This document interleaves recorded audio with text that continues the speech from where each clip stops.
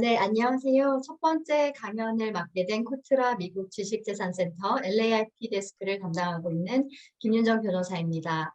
바쁘신 중에 이렇게 귀한 시간 내어주셔서 감사드립니다. 저는 이 시간에 2020년 12월에 입법이 되고 21년 11월 USPTO가 그 최종 규칙을 발표하고 시행하고 있는 미국 상표 현대화법에 대해서 알아보겠는데요. 본 상표 현대화법은 최근 사용 증거의 허위 제출 등을 포함한 상표의 사기성 출원 및 등록이 급증하고 있는 가운데 부정확한 상표 및 불사용 상표를 정리해서 상표 등록부의 완전성과 상표의 가치 저하 문제를 해결한다는 목표 아래 제정이 되었습니다.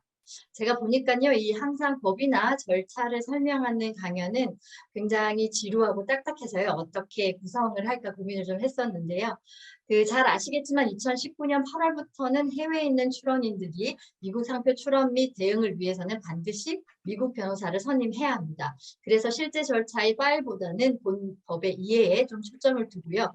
예시를 들어가지고 조금 더 재미있게 진행을 한번 해보려고 하는데요. 구체적인 절차나 진행은 지금 기억하셔야 되는 부분이 아니기 때문에 다음에 필요할 때 찾아보실 수 있도록 제가 발표 자료의 내용을 최대한 요약하지 않고 그대로 두었습니다. 기존 자료에서 수정된 부분이 있어서 미국 강연 자료는 새로 배포된 자료를 사용을 해주시기 바랍니다. 자, 딱딱한 내용입니다만 편하게 들어주시면 감사하겠습니다. 새로이 생긴 법과 절차인 관계로 저도 공부하는 마음으로 본 강연을 준비하였습니다.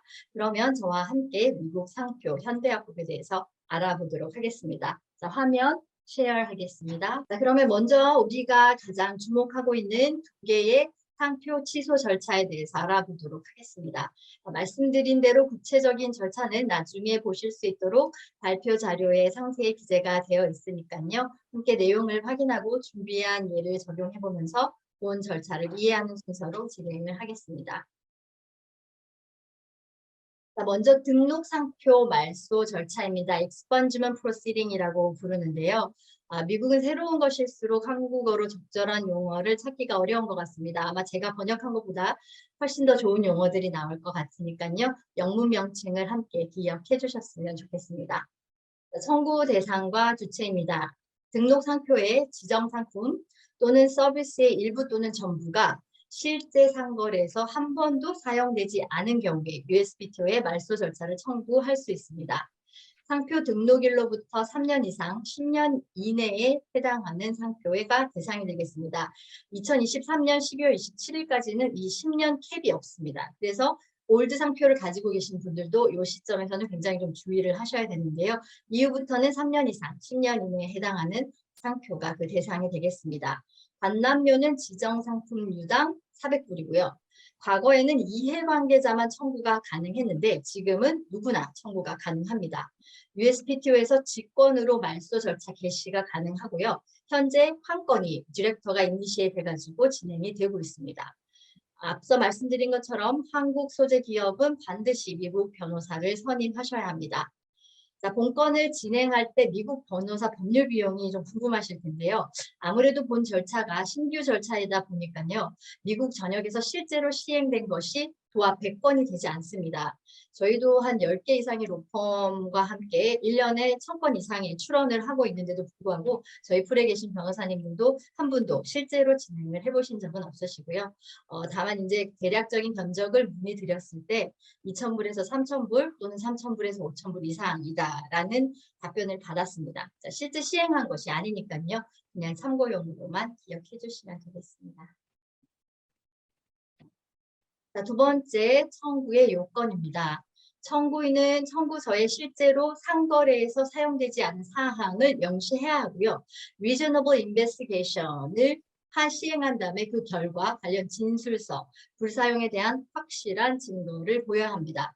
여기서 보시면 reasonable investigation, 이게 키라는 것을 아실 수가 있을 텐데요. 자, 한번 예시를 보면요. 연방 또는 주상품 기록, 온라인 미디어나 출판물, 등록인의 상거래 활동 기록 등이 이에 포함이 되고요. 유료 서비스를 이용할 필요는 없다라고 명확하게 하고 있는데요. 다만 인터넷 검색 엔진을 이용한 하나의 검색 결과로는 적절한 조사 요건을 충족하지 못한다라고 설명하고 있습니다. 자, 유료 검색이 필요하지 않다는 걸로 봤을 때는 아주 높은 난이도의 검색 결과를 요구하는 것은 아닙니다. 이 부분에 대해서는 예시를 들어서 다시 한번 검토를 해보도록 하겠습니다. 취소 절차 청구 요건이 충족되지 못하면 하자 통지서가 발급이 됐는데요. 청구인은 30일 이내에 추가 답변을 제출해서 이 부족한 부분을 메꿔야 합니다. 만약에 충족하지 못할 경우에 본 절차는 개시될 수 없습니다. 자, 절차의 진행인데요. 말소 절차 개시 여부에 대한 USPTO 디렉터의 결정이 내려지면 상표권자 청구인에게 통지가 발송됩니다. 이 USPTO 디렉터의 개시 결정은 최종이고요. 여기에 대해서 어필하거나 리뷰를 바란다 이런 것들은 가능하지 않습니다. 무조건 개시 결정이 나면 이것은 최종입니다. 심사관은 상표권자에게 첫 번째 non-final office action을 발송을 하게 되고요. 상표권자는 3개월 이내에 응답을 하거나 아니면 125불의 관람료를 납부하면 응답 기간은 1개월이 연장이 됩니다. 상당히 빠른 페이스로 진행이 되는 것을 볼 수가 있는데요. 사실 이제 관람료가 125불이더라도 변호사 비용은 거기에 한 400불, 500불 정도가 더 추가된다고 보시면 되겠습니다. 심사관은 모든 입증 자료를 고려해서 등록 취소 여부를 결정을 하는데요. 상표권자가 정당한 불사용 반박 근거를 밝히지 못하면 해당 상표의 지정 상품 또는 서비스의 전부, 일부 취소가 가능한데요. 이 시점에서는 파이널 오피스 액션이 발부가 되게 됩니다. 이 파이널 오피스 액션이 발부가 되게 되면 3개월 이내에 심사관한테 재검토를 요청하거나 아니면 팁탭에 어필을 해야 되는데요. 여기서는 아까 말씀드린 125불의 관람료와 1개월 연장이 불가해요. 그래서 딱 3개월만 주어지게 되고 이 시점에서 어필하거나 재심사를 요청해야 합니다. 심사관이 상표 등록을 유지를 하게 되면요. 여기에 대해서는 추가적인 이의 제기가 불가능합니다. 만약에 상표권자가 자기가 봤을 때도 이거를 사용하지 않는다라고 생각을 하면 여기에 대해서 이제 변호사를 선임해서 진행을 할 수도 있겠지만 자발적으로 상표 또는 서비스의 범위를 삭제하거나 상표를 포기하게 되면 심사관은 즉시 절차를 종결하게 됩니다. 자, 그러면은 저희가 이 최초에 접수된 익스펀지먼트 프로시딩의 상표를 가지고 배운 것을 한번 대입을 시켜보도록 하겠습니다. 중국 상표권자인데요. 아까 우리가 3년 이상 10년 미만이라고 했는데 이게 3년이 지났기 때문에 익스펀지먼트 프로시딩의 대상이 될 수 있습니다. 자, 보시면 자, 파이닝 데이 2017년 12월이고요. 등록된 날은 7월 12일 2018년입니다. 자, 그러니까 18, 19, 20, 21, 22 4년이 됐으니까 등록의 대상이 되겠고요.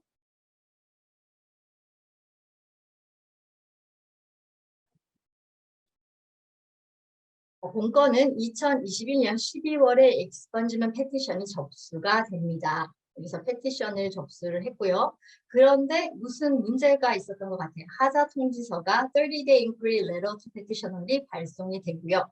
여기서 이제 제가 한번 찾아보니까 어떤 내용이었냐면 이제 우리 청구인이 자료로 제시한 사진에 URL을 첨부했는데 URL이 워킹을 하지 않은 거죠. 그래서 해당 URL이 워킹하지 않기 때문에 이를 수정하지 않으면 익스펀지먼트 프로시딩을 디나이 하겠다라는 내용이었고요. 잘 리스폰스를 하셨고 아까 말씀드린 대로 Notice of Institution, 그러니까 인스티튜션 개시가 결정이 되면서 Non-Final Office Section이 그러면 먼저 우리가 가장 주목하고 있는 두 개의 상표 취소 절차에 대해서 알아보도록 하겠습니다. 말씀드린 대로 구체적인 절차는 나중에 보실 수 있도록 발표 자료에 상세히 기재가 되어 있으니까요. 함께 내용을 확인하고 준비한 예를 적용해 보면서 본 절차를 이해하는 순서로 진행을 하겠습니다. 자, 먼저 등록 상표 말소 절차입니다. Expungement Proceeding이라고 부르는데요. 미국은 새로운 것일수록 한국어로 적절한 용어를 찾기가 어려운 것 같습니다. 아마 제가 번역한 것보다 훨씬 더 좋은 용어들이 나올 것 같으니까요. 영문 명칭을 함께 기억해 주셨으면 좋겠습니다. 청구 대상과 주체입니다. 등록 상표의 지정 상품 또는 서비스의 일부 또는 전부가 실제 상거래에서 한 번도 사용되지 않은 경우에 USPTO에 말소 절차를 청구할 수 있습니다. 상표 등록일로부터 3년 이상 10년 이내에 해당하는 상표가 대상이 되겠습니다. 2023년 12월 27일까지는 이 10년 캡이 없습니다. 그래서 올드 상표를 가지고 계신 분들도 이 시점에서는 굉장히 좀 주의를 하셔야 되는데요. 이후부터는 3년 이상 10년 이내에 해당하는 상표가 그 대상이 되겠습니다. 반납료는 지정 상품류당 400불이고요. 과거에는 이해관계자만 청구가 가능했는데 지금은 누구나 청구가 가능합니다. USPTO에서 직권으로 말소 절차 개시가 가능하고요. 현재 한 건이 디렉터가 이니시에이트 해가지고 진행이 되고 있습니다. 앞서 말씀드린 것처럼 한국 소재 기업은 반드시 미국 변호사를 선임하셔야 합니다. 자, 본건을 진행할 때 미국 변호사 법률 비용이 좀 궁금하실 텐데요. 아무래도 본 절차가 신규 절차이다 보니까요. 미국 전역에서 실제로 시행된 것이 도합 100건이 되지 않습니다. 저희도 한 10개 이상의 로펌과 함께 1년에 1000건 이상의 출원을 하고 있는데도 불구하고 저희 풀에 계신 변호사님들도 한 분도 실제로 진행을 해보신 적은 없으시고요. 다만 이제 대략적인 견적을 문의드렸을 때 2,000불에서 3,000불 또는 3,000불에서 5,000불 이상이다라는 답변을 받았습니다. 자, 실제 시행한 것이 아니니까요. 그냥 참고용으로만 기억해 주시면 되겠습니다. 자, 두 번째 청구의 요건입니다. 청구인은 청구서에 실제로 상거래에서 사용되지 않은 사항을 명시해야 하고요. Reasonable investigation을 시행한 다음에 그 결과 관련 진술서, 불사용에 대한 확실한 증거를 보여야 합니다. 여기서 보시면 Reasonable investigation, 이게 키라는 것을 아실 수가 있을 텐데요. 자, 한번 예시를 보면요. 연방 또는 주상품 기록, 온라인 미디어나 출판물, 등록인의 상거래 활동 기록 등이 이에 포함이 되고요. 유료 서비스를 이용할 필요는 없다라고 명확하게 하고 있는데요. 다만 인터넷 검색 엔진을 이용한 하나의 검색 결과로는 적절한 조사 요건을 충족하지 못한다라고 설명하고 있습니다. 자, 유료 검색이 필요하지 않다는 걸로 봤을 때는 아주 높은 난이도의 검색 결과를 요구하는 것은 아닙니다. 이 부분에 대해서는 예시를 들어서 다시 한번 검토를 해보도록 하겠습니다. 취소 절차 청구 요건이 충족되지 못하면 하자 통지서가 발급이 됐는데요. 청구인은 30일 이내에 추가 답변을 제출해서 부족한 부분을 메꿔야 합니다. 만약에 충족하지 못할 경우에 본 절차는 개시될 수 없습니다. 자, 절차의 진행인데요. 말소 절차 개시 여부에 대한 USPTO의 디렉터의 결정이 내려지면 상표권자 청구인에게 통지가 발송됩니다. 이 USPTO 디렉터의 개시 결정은 최종이고요. 여기에 대해서 어필하거나 리뷰를 바란다 이런 것들은 가능하지 않습니다. 무조건 개시 결정이 나면 이것은 최종입니다. 심사관은 상표권자에게 첫 번째 non-final office action을 발송을 하게 되고요. 상표권자는 3개월 이내에 응답을 하거나 아니면 125불의 반납료를 납부하면 응답 기간은 1개월이 연장이 됩니다. 상당히 빠른 페이스로 진행이 되는 것을 볼 수가 있는데요. 사실 이제 반납료가 125불이더라도 변호사 비용은 거기에 한 400불, 500불 정도가 더 추가된다고 보시면 되겠습니다. 심사관은 모든 입증 자료를 고려해서 등록 취소 여부를 결정을 하는데요. 상표권자가 정당한 불사용 반박 근거를 밝히지 못하면 해당 상표의 지정 상품 또는 서비스의 전부, 일부 취소가 가능한데요. 이 시점에서는 파이널 오피스 액션이 발부가 되게 됩니다. 이 파이널 오피스 액션이 발부가 되게 되면 3개월 이내에 심사관한테 재검토를 요청하거나 아니면 팁탭에 어필을 해야 되는데요. 여기서는 아까 말씀드린 125불의 반납료와 1개월 연장이 불가해요. 그래서 딱 3개월만 주어지게 되고 이 시점에서 어필하거나 재심사를 요청해야 합니다. 심사관이 상표 등록을 유지를 하게 되면요. 여기에 대해서는 추가적인 이의 제기가 불가능합니다. 만약에 상표권자가 자기가 봤을 때도 이거를 사용하지 않는다라고 생각을 하면 여기에 대해서 이제 변호사를 선임해서 진행을 할 수도 있겠지만 자발적으로 상표 또는 서비스의 범위를 삭제하거나 상표를 포기하게 되면 심사관은 즉시 절차를 종결하게 됩니다. 자, 그러면은 저희가 이 최초에 접수된 익스펀지먼트 프로시딩의 상표를 가지고 배운 것을 한번 대입을 시켜보도록 하겠습니다. 중국 상표권자인데요. 아까 우리가 3년 이상 10년 미만이라고 했는데 이게 3년이 지났기 때문에 expungement proceeding의 대상이 될 수 있습니다. 자, 보시면 자, 파일링 데이 2017년 12월이고요.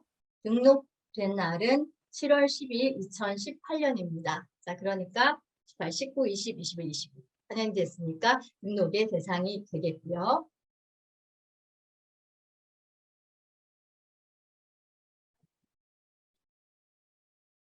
본건은 2021년 12월에 expungement petition이 접수가 됩니다. 여기서 petition을 접수를 했고요. 그런데 무슨 문제가 있었던 것 같아요. 하자 통지서가 30-day inquiry letter to petitioner이 발송이 되고요. 여기서 이제 제가 한번 찾아보니까 어떤 내용이었냐면 이제 우리 청구인이 자료로 제시한 사진에 URL을 첨부했는데 URL이 워킹을 하지 않은 거죠. 그래서 해당 URL이 워킹하지 않기 때문에 이를 수정하지 않으면 expungement proceeding을 디나이 하겠다라는 내용이었고요.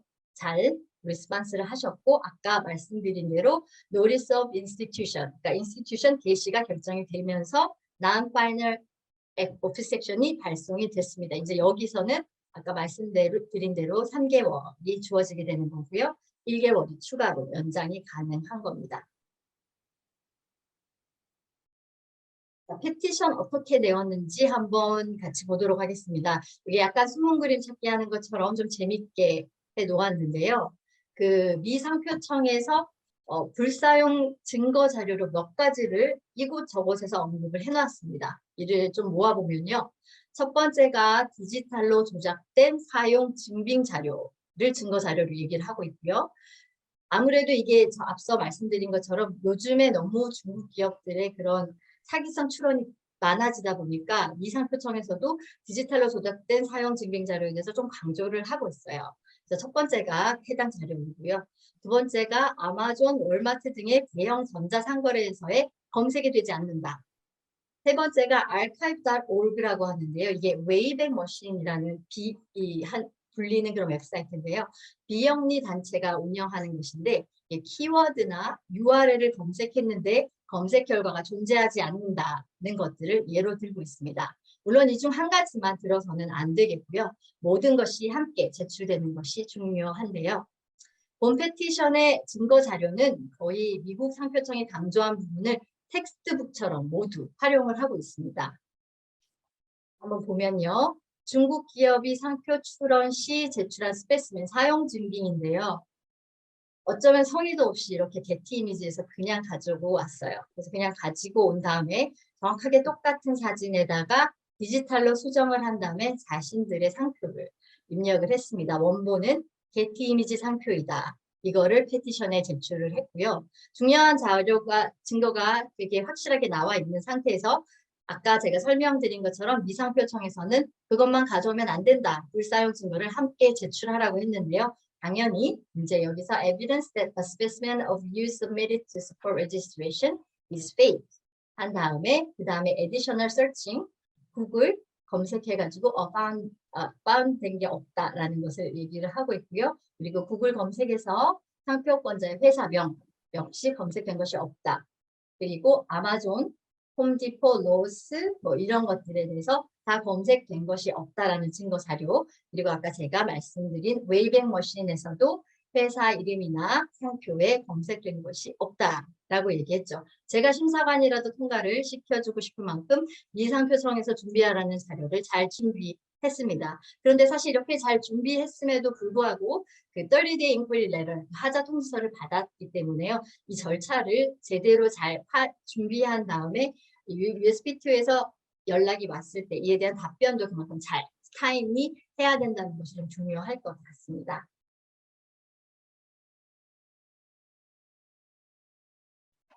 아까 보신 것처럼 이렇게 잘 답변을 했기 때문에 결과적으로 USPTO 디렉터는 expungement proceeding을 institution 하겠다고 하면서 non-final office action을 발부를 했습니다. 보시면 여기서 3월 14일이라고 되어 있는데요. 미국 시간으로는 답변 기한 6월 14일, 그러니까 저희가 하루가 차이가 나가지고요. 내일 데드라인이 되겠습니다. 뭐 125불을 내고 간담료를 내고 이제 연장을 한다면 한 달 정도가 연장이 될 것 같고요. 혹시 본 건의 진행 사항이 궁금하신 분들은 해당 상표권자가 어떻게 답변을 했는지 2, 3일 후에 해당 상표 TSDR을 찾아보시면 업데이트를 확인하실 수 있을 것 같습니다. 이렇게 잘 정리된 건인데요. 저도 이제 앞으로의 진행 방향이 좀 궁금합니다. 두 번째 등록 상표 재심사 절차입니다. Re-examination proceeding인데요. 앞선 그 expungement proceeding처럼 먼저 내용을 확인하고 예로 적용을 한번 해보도록 하겠습니다. 청구 대상과 주체는요. 상표 사용과 관련한 특정 기준일 이전에 등록 상표가 상업적으로 사용되지 않았을 경우입니다. 이 경우 재심사를 청구해서 상표의 일부 또는 전부를 취소하게 되는 것인데요.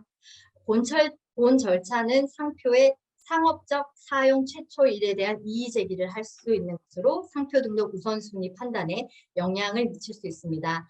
이미 다 잘 아시겠지만 이 부분이 한국과는 조금 차이가 있는 거죠. 미국에서는 대표적인 출원 기반을 4개로 보고 있고 이제 마드리드 조약까지 가지고 오면 5개 정도가 되는데요.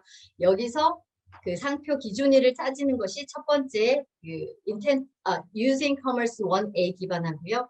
두 번째 원B intent use인데요. 이 두 기반에 대해서만 본 재심사 절차가 가능합니다. 해외 상표 출원 기반이나 해외 상표 등록 기반에 대해서는 요 재심사 절차가 가능하지 않다는 점 기억해 주시고요. 기준일을 보시면요. 첫 번째 사용 중 기반 using commerce 기반에서는요. 출원일을 기준으로 심사를 합니다. 사실 출원일을 기준으로 하면 조금 고개가 약간 가요동하실 텐데요. 이게 사용 중 기반일 때는 해당 상표에 이제 이미 출원하실 때 먼저 사용을 해야 되고 first use하고 first using commerce 정보가 들어가게 됩니다. 언제 상업적으로 사용했냐? 그게 완성이 돼야 출원을 하는데요. 이제 심사관이 이 절차에 대해서는 좀 양보를 하고 있는 것 같아요. 그러니까 당신이 언제 사용을 했다라고 얘기한 것도 뭐 중요하지만 그건 내가 봐줄게. 다만 출원일까지는 이게 상업적으로 사용되어야 해 라고 얘기를 하고 있는데요. 이제 굉장히 약간 합리적으로 다른 문제를 일으키지 않는 그런 합리적인 그 선택인 것 같아가지고 저는 조금 약간 왜냐하면 이게 사용 중 기반에는 사용 중 기반인 날짜가 정확하게 나오는데 그거 대신 출원일을 선택했다는 것이 약간 문제를 일으키는 것을 최소화하려고 하는 노력이 아니었나 그런 생각이 들더라고요. 두 번째는 사용 예정 기반 intent use 원비 기반입니다. 출원인이 사용 선언서를 제출한 날 또는 사용 선언서 제출 기한 이것도 마찬가지로 약간 양보를 한 거죠. 상표 선언서에 작성된 날짜보다는 최대한 네가 언제까지 이거를 낼 수 있다라고 말한 그 기한까지만이라도 사용을 했어라. 그러면 취소하지 않겠다라는 얘기입니다. 말씀드린 대로 다른 기반 출원은 재심사 대상이 되지 않습니다. 요거는 상표 등록일로부터 5년 안에 청구가 가능합니다. 이해관계자 아닌 누구나 청구가 가능하고요. USPTO에서 직권으로 게시가 가능합니다. 요거는 한 4건 정도가 USPTO에서 직권으로 게시를 해서 지금 진행하는 것으로 확인이 되었습니다. 청구 간납료는 400불 정도이고요. 변호사 비용은 아까 말씀드린 대로 대략 3,000불에서 5,000불 이상 정도로 예상을 하시면 되겠습니다. 물론 내용이 많아질수록 비용은 더 올라가게 되겠고요. 한국 소재 기업은 반드시 미국 변호사를 선임하셔야 하겠습니다. 청구의 요건은 청구인이 문제가 되는 등록 상표의 지정 상품 또는 서비스의 일부 또는 전부가 앞서 말씀드린 상표 사용 기준일 이전에 상거래에서 사용되지 않은 점을 적절한 조사를 통해 확실하게 증거를 보여줘야 합니다. 마찬가지로 제1심사 요건이 충족되지 않으면 하자 통지서가 발급이 되고요. 청구인은 30일 이내에 추가 답변을 제출합니다. 하자 통지서가 발급이 될 필요가 없다면 거기서 이제 게시 결정을 하게 되는 거죠. 근데 이를 만족시키지 못하면 게시가 되지 않습니다. 앞선 expungement proceeding과 비슷한 절차와 내용입니다. 절차의 진행은 등록 말소 절차와 동일하게 이루어지고요. 게시 여부는 앞서 말씀드린 것처럼 USPTO 디렉터의 결정이 내려지면요. 통지가 발송되면서 non-final opposition이 발송이 되게 됩니다. 마찬가지로 3개월 안에 응답을 하셔야 되고 1개월 연장을 원하시면 125불의 간납료를 부담하셔야 하겠습니다. 동일하게 심사관은 모든 입증 자료를 고려해서 등록 취소 여부를 결정해야 되고요. 심사관이 상표 등록의 유지를 결정했을 경우는 추가적인 이의 제기는 불가합니다. 마찬가지로 불복할 경우에 파이널 오프 섹션이 나왔을 때 3개월 안에 익스텐션은 없고요. 재심사 또는 T탭에 항소가 가능합니다. 자, 그러면 또 최초로 접수된 re-examination proceeding의 상표를 초대해가지고 앞서 확인한 내용을 저희가 적용을 한번 해보도록 하겠습니다. Waterbird라는 상표인데요. 그러면 자, 등록일이 언젠지 한번 보겠습니다. 등록일은 9월 1일 2020년이고요. 아까 말씀드린 대로 first using commerce가 중요한 게 아니라 출원일 2020년 2월 3일 이 출원일에 앞서서 사용이 되었으면 문제가 없습니다. 자, 본 상표는 1A, 아까 말씀드린 1A 또는 1B 둘 중에 하나는 가능하다고 했고 1A로 출원이 되었고요. 2월 3일 2020년을 좀 기억을 해주시기 바랍니다. 이 건은 게시가 되었어요. 하자 통지서 없이 게시가 잘 되었는데요. 자, 뭐라고 답변을 했냐 하면요. 요새는 페이스북이나 인스타그램에서 라이브 방송 굉장히 많이 하고 이거를 통해 가지고 굉장히 많이 홍보를 합니다. 사실 사용 기준일 이전에 사용이 되지 않았다라는 증거도 이 청구인이 뭐를 보고 얘기를 하냐면 이 사람들의 인스타그램을 다 인용해 가지고 자 봐라 날짜가 2월 3일 이전이 아니고 2020년 7월이다, 8월이다 이렇게 주장을 했어요. 그리고 그 USPTO 디렉터가 이를 보고 게시를 결정을 한 건데요. 이 사람들이 들고 나온 게 자기들이 라이브 방송을 하면서 이 맥주를 판 것을 들고 나왔습니다. 정확하게 9월 20일 2019년이라고 되어 있고요. 그 다음에 재무부에 제출한 다른 기타 서류도 비슷한 시기에 제출한 것들도 사용 증거로 냈기 때문에요. 정확한 반박이 아닐 수 없습니다. 그래가지고 당연히 노리스 터미네이션 오브 프로시딩이 진행이 됐고요. 그래서 본 상표는 상업적으로 사용 중이기 때문에 재심사를 종료하며 상표에 아무런 변경이 없다는 것으로 본 건은 종결이 되었습니다. 자, 아까 말씀드린 대로 상표권이 유지가 되는 것으로 결정되면 이는 최종입니다. 이 링크를 한번 사용을 해보시면요. 어떤 건들이 많이 들어가 있는지 어떻게 진행이 언제 접수가 되었고 진행이 되고 있는지를 확인을 하실 수가 있겠는데요. 아까 앞서 저희가 예를 들어서 설명해서 보았던 2021년 12월 21일에 첫 번째 등록 상표 말소 절차가 접수가 되었고요. 2022년 6월 3일 기준 접수된 등록 상표 말소 절차는 총 52건. 한국기업 LG전자의 에어태깅도 포함이 되어 있습니다. Re-examination proceeding은 2021년 12월 31일에 접수가 시작되었고 지금 6월 3일 기준으로 47건이 접수가 되어 진행이 되고 있습니다.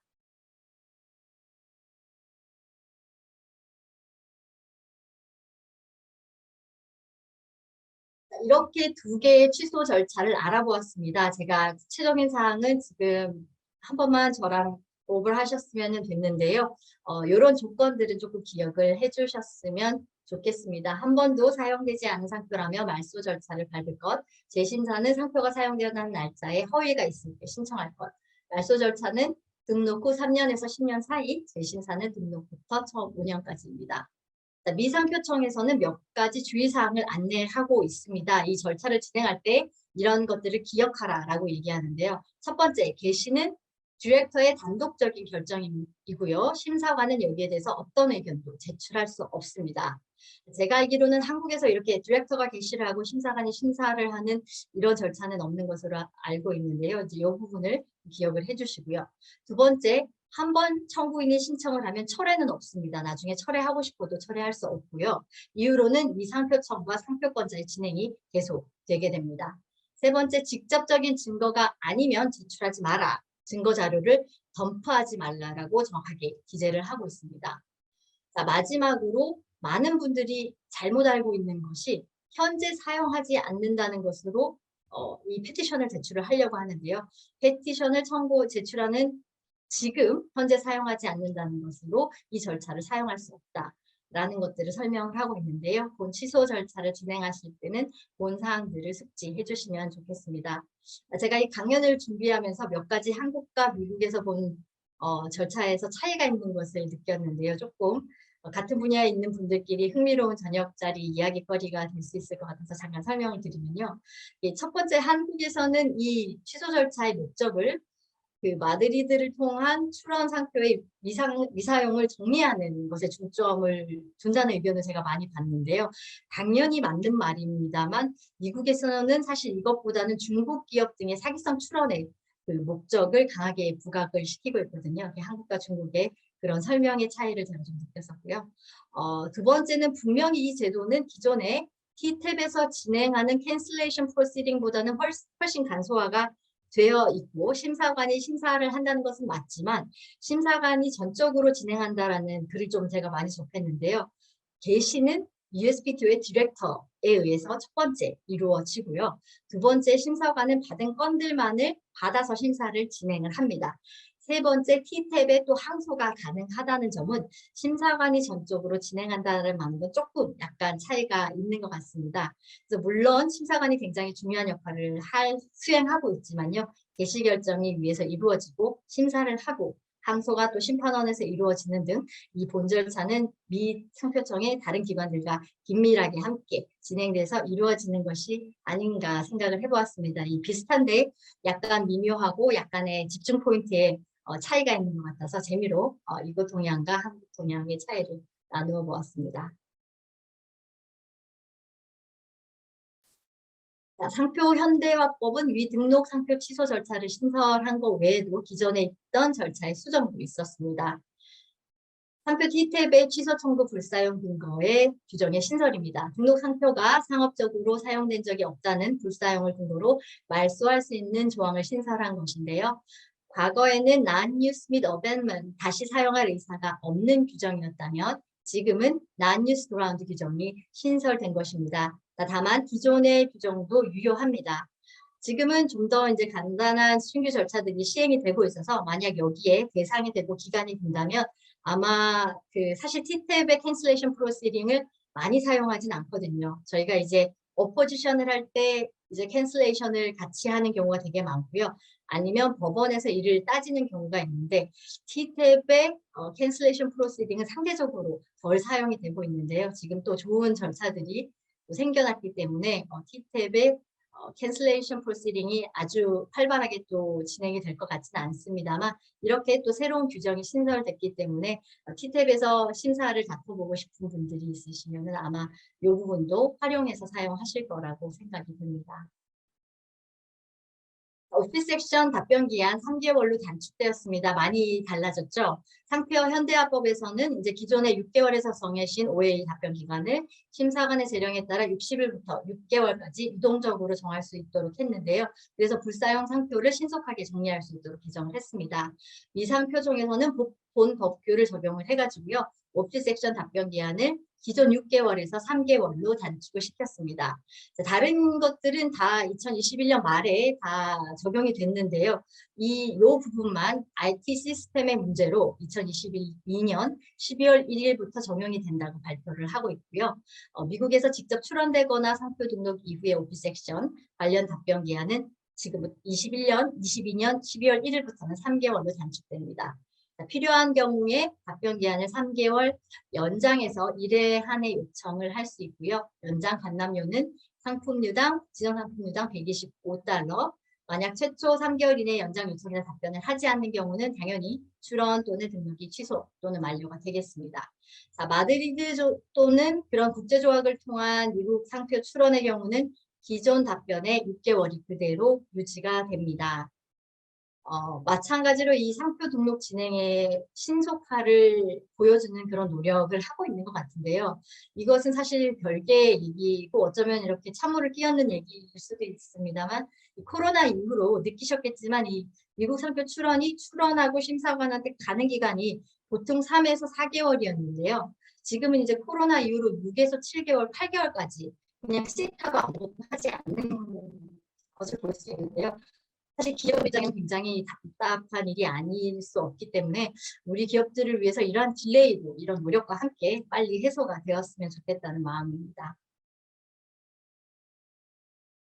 자, 출원 심사 중 제3자 증거 제출 가능 명문화입니다. 상표 출원에 대한 심사 기간 동안 해당 상표를 사용하지 않고 있다는 증거를 제3자가 USPTO 심사관에게 항의서 형식으로 제출을 하는 것을 명문화한 것인데요. 그러면 심사관은 제출된 증거를 채택할지를 2개월 안에 결정해야 되고요. 제출하시는 분은 상표 불사용 증거를 제출할 때 해당 상표의 등록을 거절해야 하는 객관적인 사유와 사유에 대한 설명을 포함해야 됩니다. 만약에 제출된 증거가 등록 거절 사유로 사용이 될 경우에는 이를 USPTO에 기록하여야 합니다. 과거에는 이해 당사자만 이의 제기를 할 수 있었던 반면 상표 현대화법은 이해관계인이 아니라도 누구나 상표 등록에 이의 제기를 할 수 있도록 그 범위를 확장하였습니다. 자, 네 번째, 회복 불가능한 손해의 법률상 추정입니다. 상표권 침해 소송에서 금지 명령을 청구한 상표권자에게 본안에서 승소할 가능성이 확인될 때 원고 상표권자가 회복이 불가능한 손해를 입었다는 법률상 추정을 부여합니다. 조금 원래 있었던 거 아니야 이렇게 생각하시는 분들이 있으실 수가 있는데요. 이게 법원에서 항상 그렇게 따른 것이 아니었어요. 아시겠지만 미국에는 여러 개의 법원으로 나눠지는데 이렇게 어떤 연방항소법원에서는 억셉트를 하고 아니 다른 곳에서는 억셉트를 하지 않고 어떤 연방지방법원에서는 억셉트를 하고 이런 것들이 나누어졌기 때문에요. 이를 지금부터는 모두 수정하는 것으로 결정을 했습니다. 그래서 영구적 금지명령, 예비적 금지명령, 임시조치 등이 위금지명령에 해당합니다.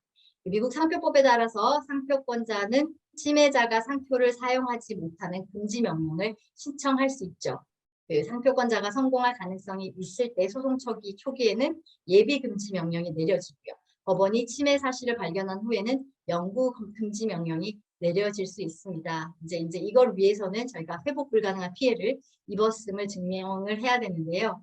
그 금전 보상만으로는 침해 사실로 인한 피해를 해결할 수 없다는 게 이제 문제였는데 상표 현대화법 이전에는 회복 불가능한 피해를 반증하는 자료가 나오기 전까지는 이제 추정하는 것에 대해서 아까 말씀드린 대로 미국 법원의 견해가 나누어졌으면요.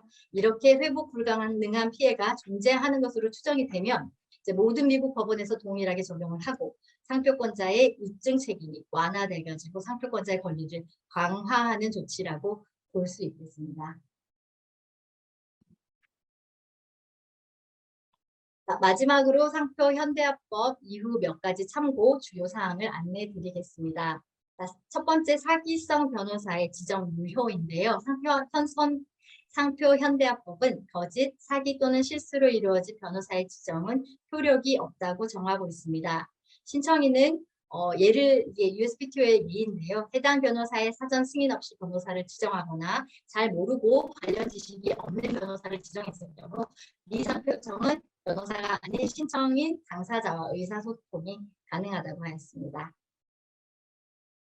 USPTO에서는 법원 명령에 따라 상표 등록과 관련된 조치를 할 수 있는 것을 권한을 부여했는데요. 미국 상표 심사 지침의 기존 규정을 법상 성문화한 것입니다. 세 번째, 상표 출원 신청자의 신원 확인. 저희 변리사님들 중에도 이제 미국 변호사 자격증을 가지고 계신 분들이 많으실 텐데요. 이 IDM이라는 것이 도입이 되었습니다. 한국에서는 아마 최첨단 기술이나 와이파이도 굉장히 빠르고 모든 것에서 앞서는데 미국에서는 이런 시스템이 도입된 것이 되게 약간 신기하고 획기적인 것인데요. IRS도 미국 다른 정부기관들도 이렇게 사용을 하고 있고요. 보면 IDM에서 이렇게 정부가 가버먼에서 발행하는 그 드라이버 라이센스 같은 데 사진과 그리고 제 얼굴을 스캔해서 이렇게 검사를 하고요. 그 다음에 본인이 아니면 제출할 수 없는 그런 자료들을 가지고 이제 본인 확인을 하는 절차입니다. 그래서 만약에 한국에 있는 분은 안 되시겠지만 미국에 있는 분들이 직접 하실 때는 출원인의 그 신원을 이렇게 확인을 하게 되고요. 변호사님들의 신원도 이렇게 확인을 하게 되겠습니다.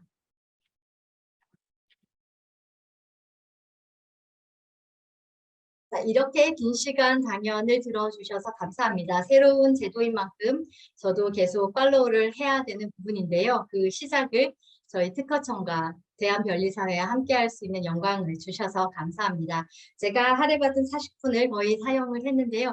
혹시 질문이 있으신 분들은 한두 건을 제가 받고요. 만약에 시간이 지체되면 언제든지 이메일이나 전화로 제가 더 상세히 답변을 드릴 수 있습니다. 또 저희 LAIP데스크에서는 미국 지재권 정보에 대한 유튜브 채널도 운영하고 있으니까요.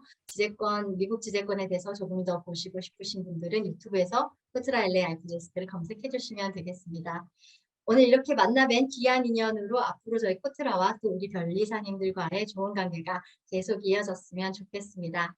긴 시간 경청해 주셔서 감사드립니다. 발송이 됐습니다. 이제 여기서는 아까 말씀드린 대로 3개월이 주어지게 되는 거고요. 1개월이 추가로 연장이 가능한 겁니다. 자, 페티션 어떻게 내었는지 한번 같이 보도록 하겠습니다. 이게 약간 숨은 그림 찾기 하는 것처럼 좀 재밌게 해놓았는데요.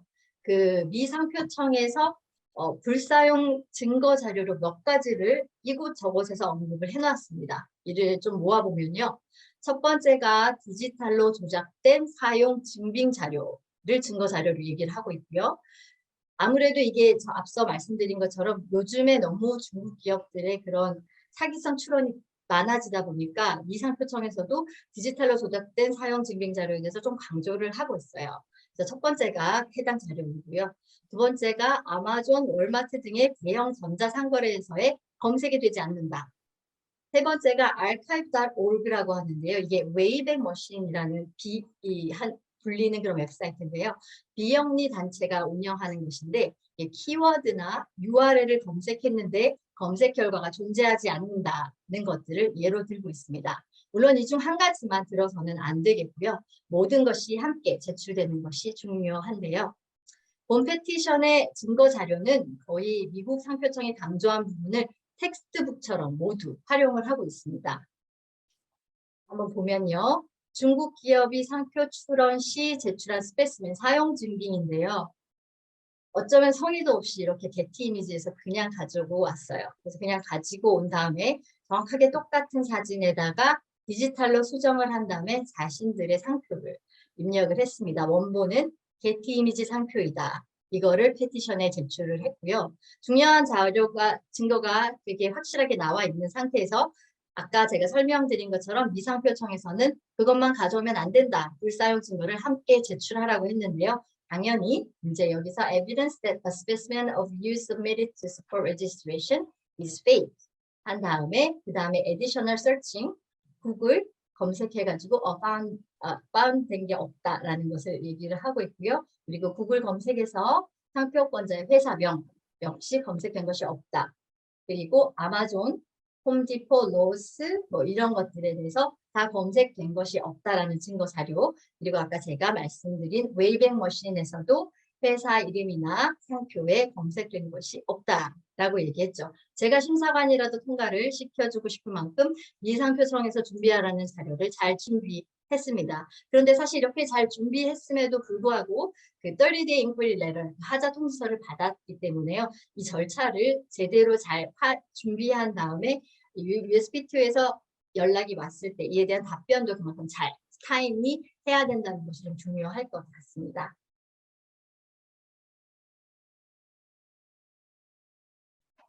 아까 보신 것처럼 이렇게 잘 답변을 했기 때문에 결과적으로 USPTO 디렉터는 expungement proceeding을 institution 하겠다고 하면서 non-final office action을 발부를 했습니다. 보시면 여기서 3월 14일이라고 되어 있는데요.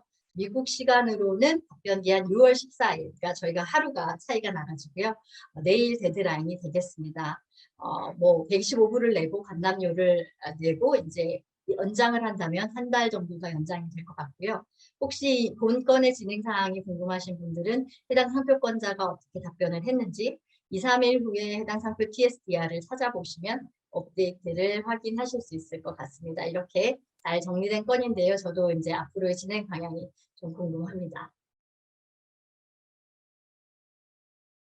두 번째 등록 상표 재심사 절차입니다. Re-examination proceeding인데요.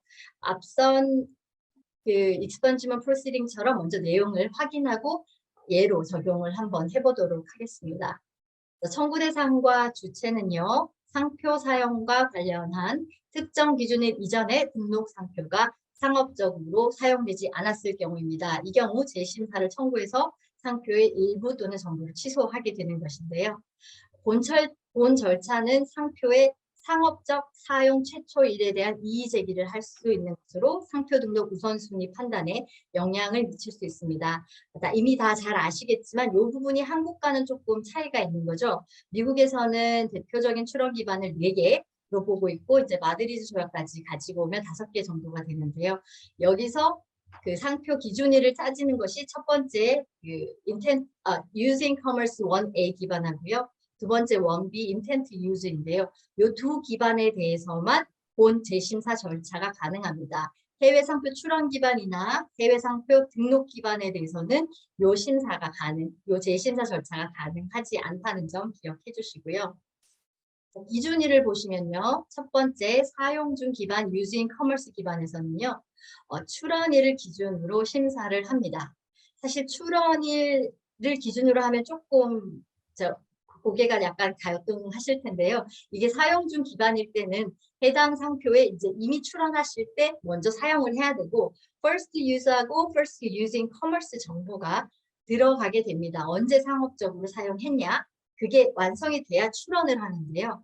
이제 심사관이 이 절차에 대해서는 좀 양보를 하고 있는 것 같아요. 그러니까 당신이 언제 사용을 했다라고 얘기한 것도 뭐 중요하지만 그건 내가 봐줄게.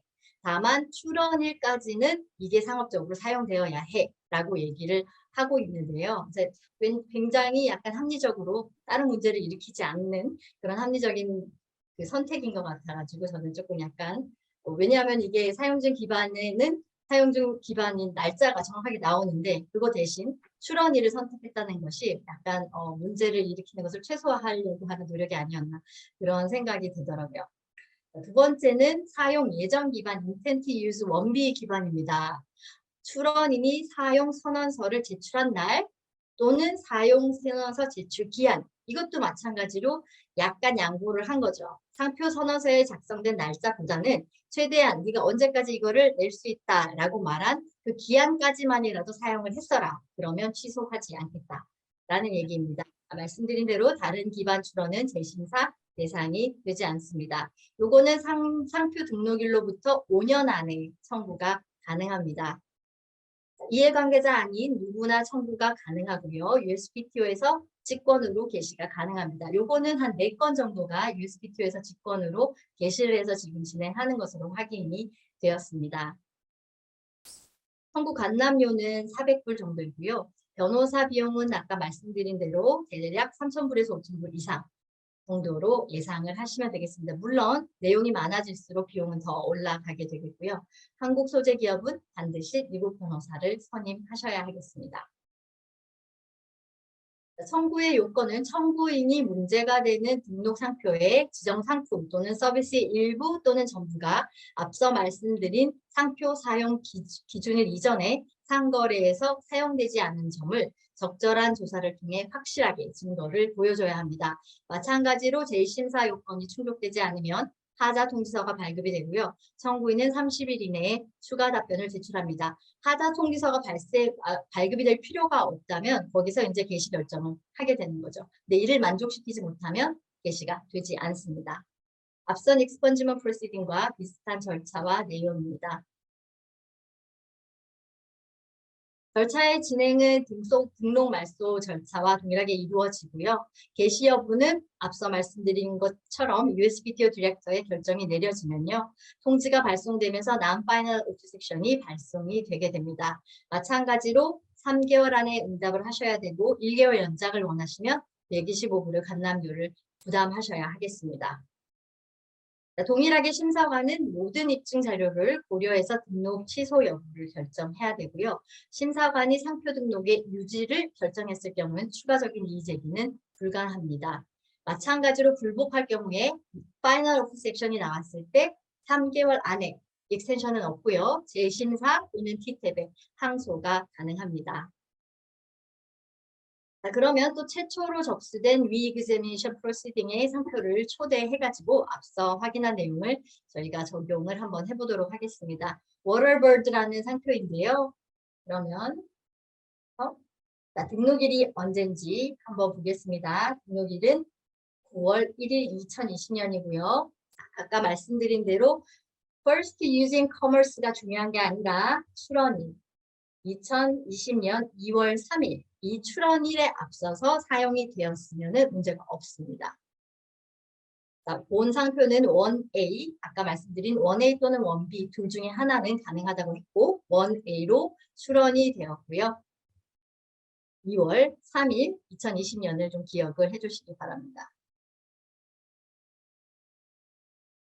이 건은 게시가 되었어요. 하자 통지서 없이 게시가 잘 되었는데요. 자, 뭐라고 답변을 했냐 하면요. 요새는 페이스북이나 인스타그램에서 라이브 방송 굉장히 많이 하고 이거를 통해 가지고 굉장히 많이 홍보를 합니다. 사실 사용 기준일 이전에 사용이 되지 않았다라는 증거도 이 청구인이 뭐를 보고 얘기를 하냐면 이 사람들의 인스타그램을 다 인용해 가지고 자 봐라 날짜가 2월 3일 이전이 아니고 2020년 7월이다, 8월이다 이렇게 주장을 했어요. 그리고 그 USPTO 디렉터가 이를 보고 게시를 결정을 한 건데요. 이 사람들이 들고 나온 게 자기들이 라이브 방송을 하면서 이 맥주를 판 것을 들고 나왔습니다.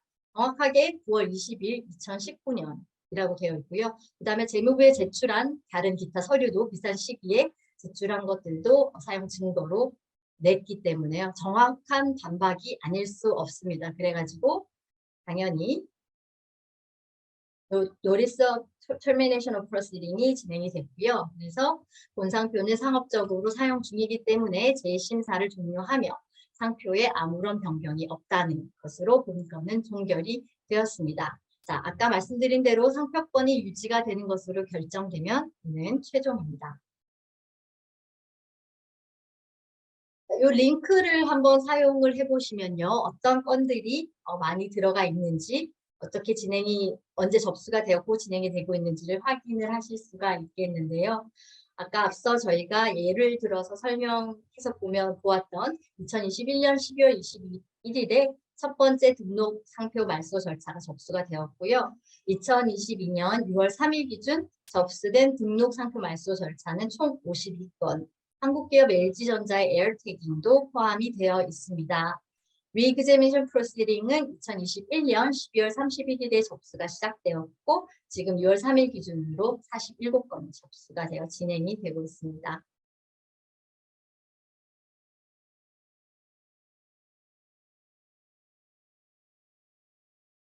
이렇게 두 개의 취소 절차를 알아보았습니다. 제가 구체적인 사항은 지금 한 번만 저랑 오버를 하셨으면 됐는데요. 이런 조건들은 조금 기억을 해주셨으면 좋겠습니다. 한 번도 사용되지 않은 상표라며 말소 절차를 밟을 것, 재심사는 상표가 사용되는 날짜에 허위가 있을 때 신청할 것, 말소 절차는 등록 후 3년에서 10년 사이, 재심사는 등록부터 처음 5년까지입니다. 미상표청에서는 몇 가지 주의사항을 안내하고 있습니다. 이 절차를 진행할 때 이런 것들을 기억하라라고 얘기하는데요. 첫 번째, 게시는 디렉터의 단독적인 결정이고요. 심사관은 여기에 대해서 어떤 의견도 제출할 수 없습니다. 제가 알기로는 한국에서 이렇게 디렉터가 게시를 하고 심사관이 심사를 하는 이런 절차는 없는 것으로 알고 있는데요. 이제 이 부분을 기억을 해주시고요. 두 번째, 한 번 청구인이 신청을 하면 철회는 없습니다. 나중에 철회하고 싶어도 철회할 수 없고요. 이후로는 미상표 청구와 상표권자의 진행이 계속 되게 됩니다. 세 번째, 직접적인 증거가 아니면 제출하지 마라. 증거 자료를 덤프하지 말라라고 정확하게 기재를 하고 있습니다. 자, 마지막으로 많은 분들이 잘못 알고 있는 것이 현재 사용하지 않는다는 것으로 이 페티션을 제출을 하려고 하는데요.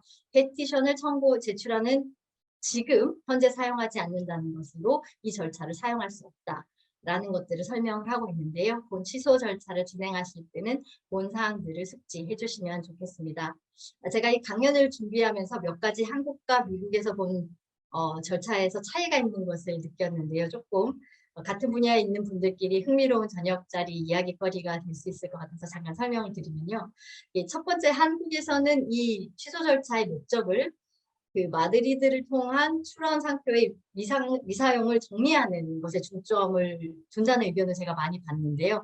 당연히 맞는 말입니다만 미국에서는 사실 이것보다는 중국 기업 등의 사기성 출원의 그 목적을 강하게 부각을 시키고 있거든요. 한국과 중국의 그런 설명의 차이를 제가 좀 느꼈었고요.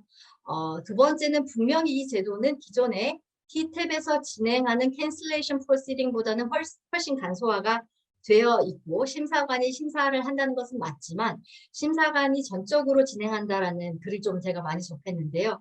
게시는 USPTO의 디렉터에 의해서 첫 번째 이루어지고요. 두 번째 심사관은 받은 건들만을 받아서 심사를 진행을 합니다. 세 번째 T탭에 또 항소가 가능하다는 점은 심사관이 전적으로 진행한다는 말은 조금 약간 차이가 있는 것 같습니다.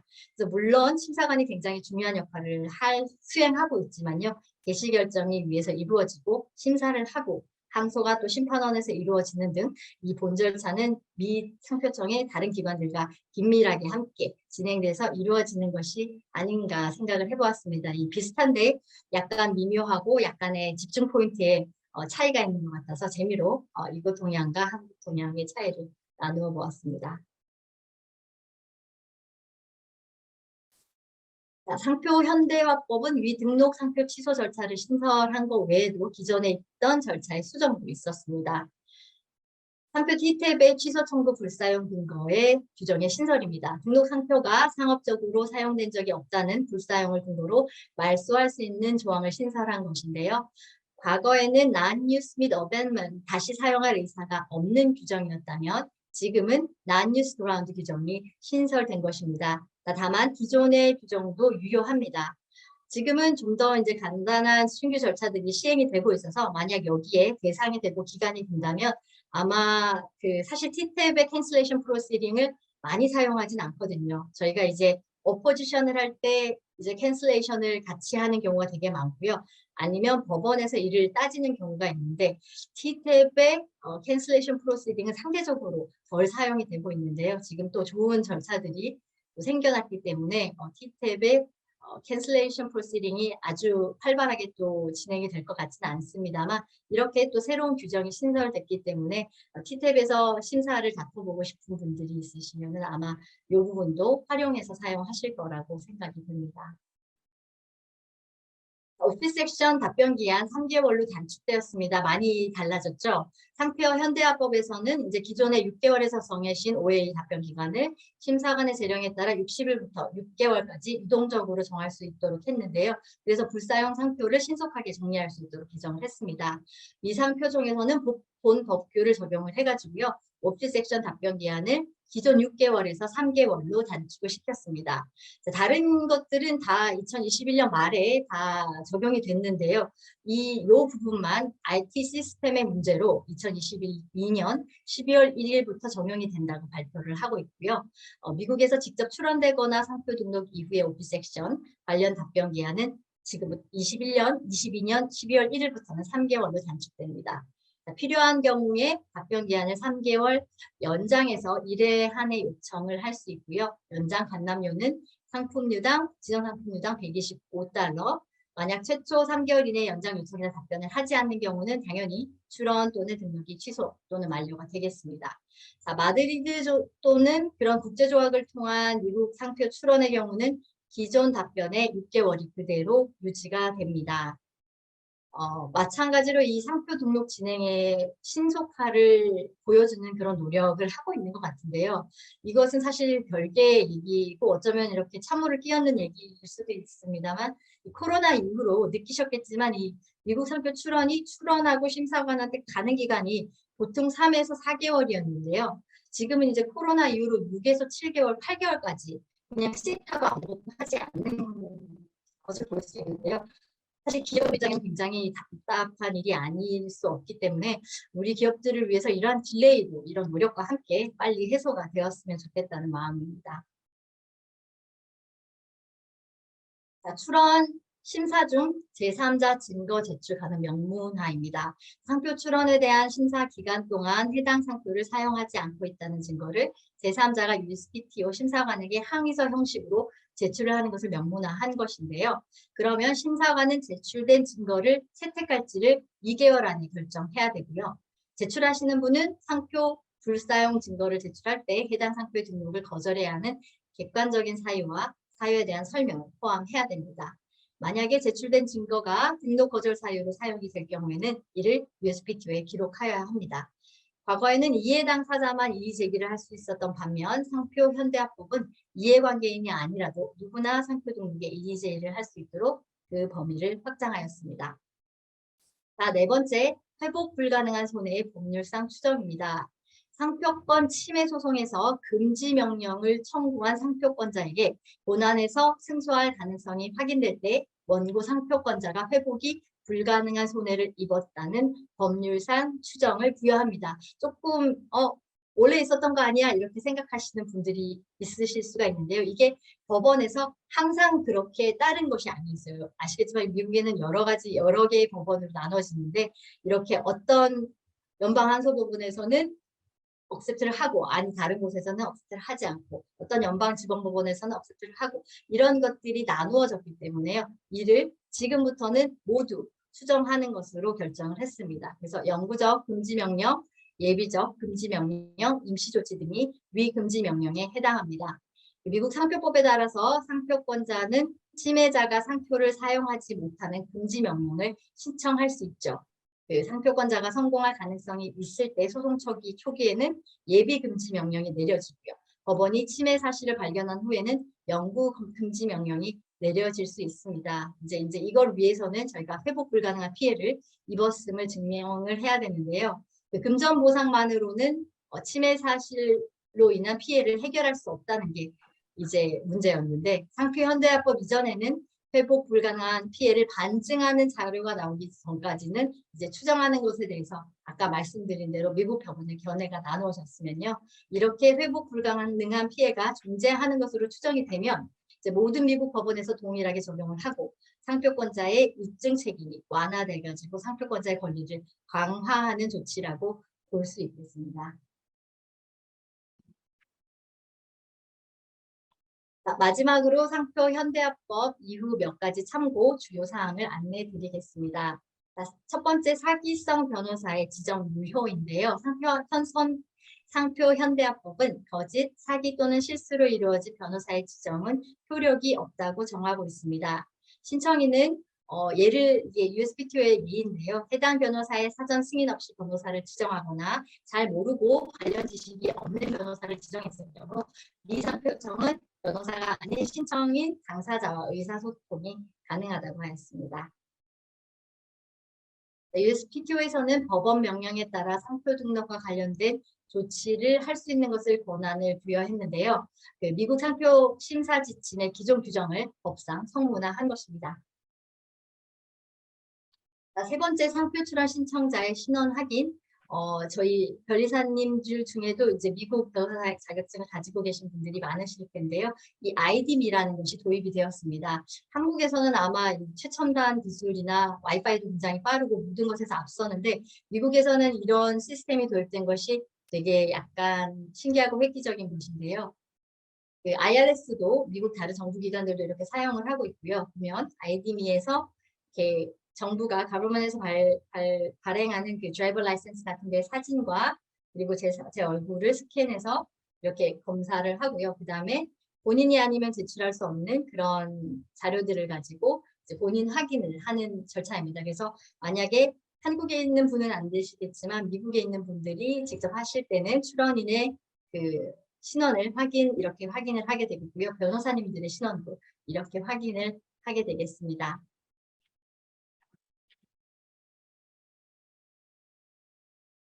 자, 이렇게 긴 시간 강연을 들어주셔서 감사합니다. 새로운 제도인 만큼 저도 계속 팔로우를 해야 되는 부분인데요. 그 시작을 저희 특허청과 대한변리사회와 함께 할 수 있는 영광을 주셔서 감사합니다. 제가 할애받은 40분을 거의 사용을 했는데요.